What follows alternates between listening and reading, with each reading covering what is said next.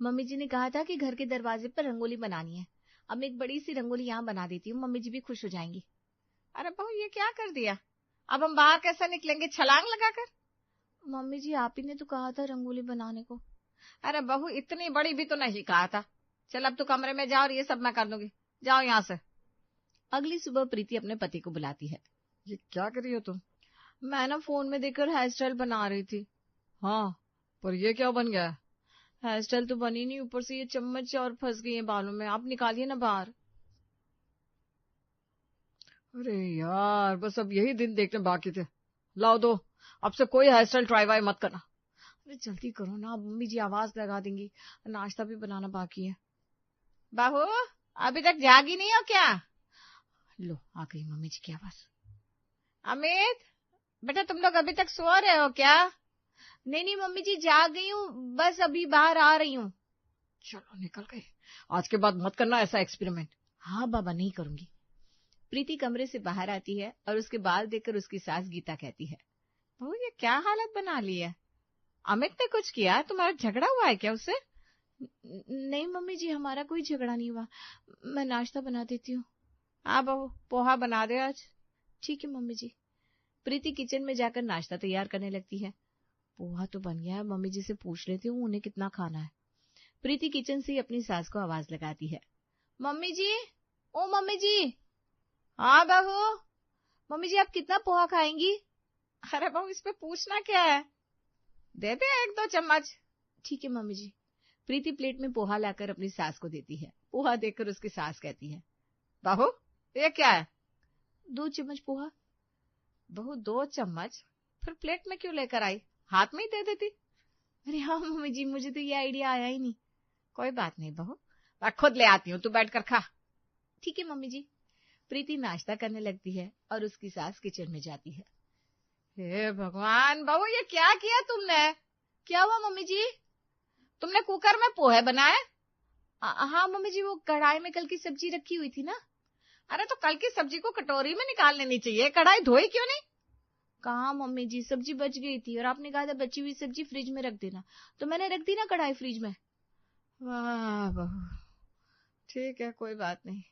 प्रीति नाश्ता करके घर की साफ सफाई में लग जाती है। उफ़ो कितनी धूल छा गई है, अभी हटानी पड़ेगी। प्रीति झाड़ू लेकर दीवारों पर से धूल हटाने लगती है। हटिए अमित जी। क्या हुआ भाई? अरे अरे अरे अरे अरे अरे, ये क्या किया तुमने, मेरी व्हाइट शर्ट खराब कर दी।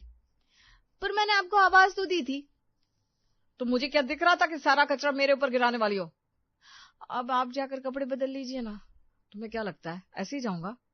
नहीं नहीं आप इतने तो समझदार हैं, ऐसे नहीं जाएंगे। अमित कपड़े बदलने चला जाता है और प्रीति अपने काम में लग जाती है। मम्मी मैं ऑफिस जा रहा हूँ। ठीक है बेटा जा। मम्मी प्रीति को समझा दो मुझे फोन ना किया करे ऑफिस में, सब लोग मुझे चिढ़ाने लगता है। अरे तो पत्नी है तेरी, तुझे फोन नहीं करेगी तो किसे करेगी? ठीक है कुछ भी कहो तो मैं ही गलत लगता हूँ। अमित ऑफिस निकल जाता है और उसके जाते ही प्रीति उसे फोन करती है। हेलो, आप ऑफिस पहुंच गए क्या? अरे अभी अभी तो ऑफिस में आया हूँ, फोन क्यों किया? वो तो बस ऐसे ही पूछने के लिए कि आप पहुंचे कि नहीं पहुंचे। हाँ पहुंच गया, रखो फोन। प्रीति फोन रख देती है। तभी उसकी सास उसे कहती है, बहू आज मोहल्ले की 1-2 औरतें चाय पर आएंगी तो तुम जरा नाश्ता पानी देख लेना। ठीक है मम्मी जी देख लूंगी। वैसे क्या देखना है? समोसे चाय रख लो और क्या। समझ गई। शाम के वक्त मोहल्ले की औरतें घर आ चुकी थी। बहू जरा नाश्ता तो ले आ बेटा। बस जरा देख कर आती हूँ, अभी तक नाश्ता क्यों नहीं लाई। गीता उठकर किचन में आती है और देखती है प्रीति नाश्ते को घूर रही थी। अरे बस कर बहू, नजरों से समोसा खाएगी क्या? नहीं मम्मी जी आप ही ने कहा था ना देखना है। अरे बहू कितनी भोली है तू। चल ठीक है कोई बात नहीं, तू जाकर अपने कमरे में आराम कर, ये सब मैं देख लूंगी। प्रीति अपने कमरे में आकर बैठ जाती है और अकेले बैठे बैठे बोर होने लगी। क्या करूं, मम्मी जी तो अपनी सहेलियों के साथ बैठी हुई है, मैं अकेले क्या करूं? एक काम करती हूँ, गाने सुन लेती हूँ। प्रीति स्पीकर पर तेज आवाज में गाने सुनने लगती है।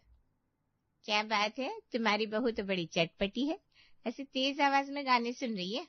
अरे नहीं नहीं, बहू तो बहुत सीधी है, वो स्पीकर का ही बटन खराब है ना तो आवाज कम नहीं होती। अच्छा अच्छा ये बात है। वैसे कल देखा था तुम्हारी बहू एक पैर में दूसरी चप्पल पहनी थी, दूसरे पैर में कोई और। अरे वो तो बहू के मायके के पंडित जी ने कहा था ना, इसलिए। बहुत ही माना हुआ उपाय है, आप खुद करके देखना कभी।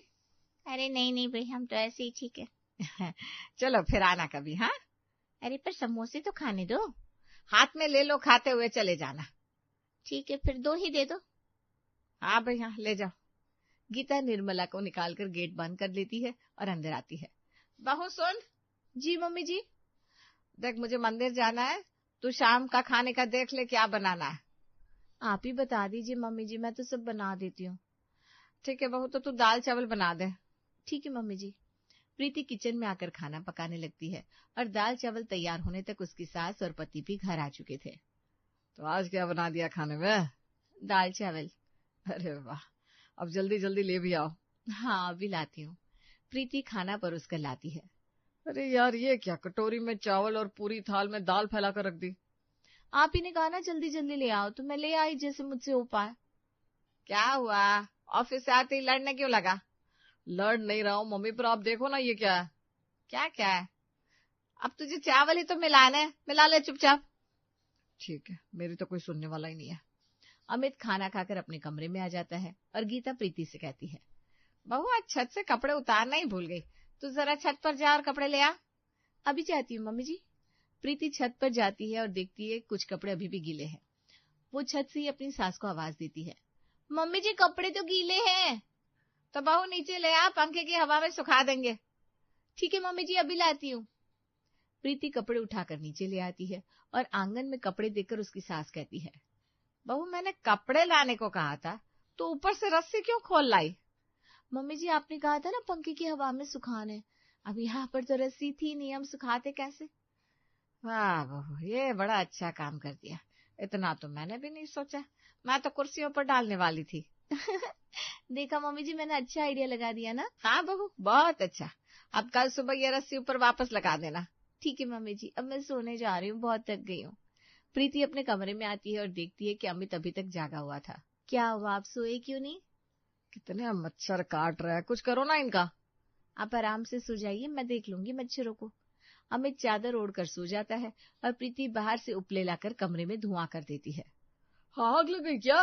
अरे नहीं नहीं, आग नहीं लगी है, वो तो बस मेरी दादी ने सिखाया था मच्छर ऐसे भगा सकते हैं। अरे यार, धुआं ही करना था तो फिर मैं मच्छर की अगरबत्ती ना जला लेता। हाँ बात तो सही है आपकी। अब तुम जल्दी से ये बाहर ले जाओ। हाँ हाँ लेकर जा रही हूँ। पता नहीं मम्मी को क्या ही पसंद आ गया प्रीति में, जो मेरी शादी करवा दी इससे। आप कुछ कह रहे हैं क्या? नहीं भाई नहीं, मैं कुछ नहीं कह रहा हूँ, चलो अब सोने दो मुझे।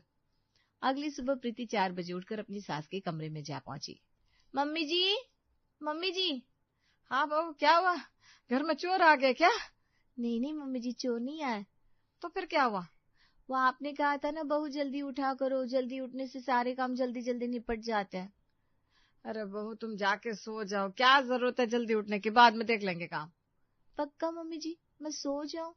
हाँ बहू सो जाओ। प्रीति वापस अपने कमरे में आकर सो जाती है। क्या हुआ मम्मी, आज किचन में आपकी ड्यूटी? हाँ बहू, तो अभी जागी नहीं। तो आप उसे बोलो ना जल्दी जागने को, आप तो कुछ बोलती ही नहीं हो। अरे बेटा क्या ही बोलूं, जल्दी के चक्कर में बहुत जल्दी जाग जाती है बेचारी। अच्छा ठीक है, मैं ऑफिस निकल रहा हूँ। अमित ऑफिस चला जाता है और प्रीति जागकर घर में पोछा लगाने लगती है। अरे बहू, तुमने झाड़ू तो लगाई नहीं? मम्मी जी पोछा लगाने से झाड़ू और पोछे का काम दोनों ही हो जाता है। अरे बहू, कहाँ से लाती हो ये आइडिया? बचपन से इतनी होशियार हूँ मैं तो। लेकिन ऐसा लगता है अभी तक तुम्हारी बहू का बचपना गया नहीं है। अरे, और आप अभी तक बड़ी नहीं हुई, दरवाजे की घंटी बजाकर नहीं आई। अरे अब हमें भी घंटियां बजा कर आना पड़ेगा क्या?